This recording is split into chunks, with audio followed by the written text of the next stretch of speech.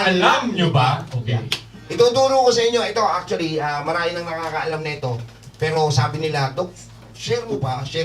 Sige, due to your insistent demand, I'll share to you how to fall asleep naturally. Gusto niyo yan? Yes. Sa panahon kasi ngayon, napakarami pong namumroblema ng matulog na maaga.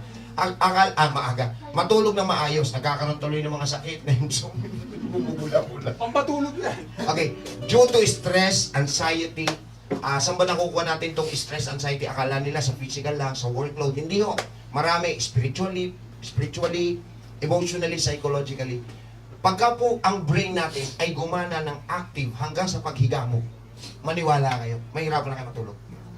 Once that your brain is preoccupied, 30 minutes before bedtime, definitely, yan ay magkukos ng insomnia. Nakahiga ka, nakapikit ka, pero your brain is sobrang